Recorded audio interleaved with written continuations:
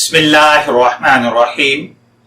अस्सलामुअलैकुम dear viewers, आपके favourite informative channel marital life problem से आपकी खिदमत में हाजिर हैं।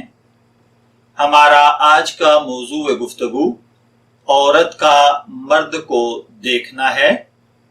सवाल यह है कि टेलीविजन पर या आम हालात में औरत का मर्द को देखना शरन क्या हुक्म रखता है, क्योंकि औरत जितना भी पर्दा कर ले बावजूद उस पर्दे के औरत की निगाह मर्द पर पड़ ही जाती है। तो जवाब अर्ज किए देता हूं कि टेलीविजन पर या आम हालात में औरत का मर्द को देखना दो हालात पर होता है। नंबर एक, शहवत और लुत्फअंदोजी से देखना।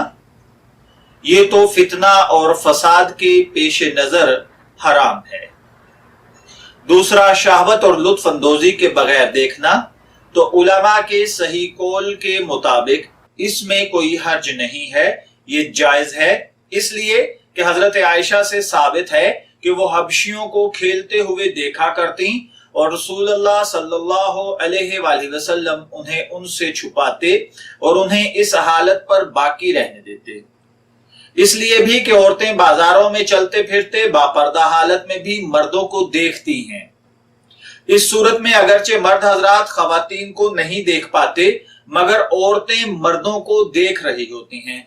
लेकिन जैसा कि मैंने अर्ज किया कि यह शर्त है कि फितना और शहवत का खौफ ना हो, इसका वजूद ना हो। अगर ऐसा हो तो टेलीविजन देखना ये जायज होगा, लेकिन अगर ये सब कुछ शहवत के साथ हो और मर्दों को देखना हो तो फिर यह हराम होगा और इसका गुनाह भी होगा।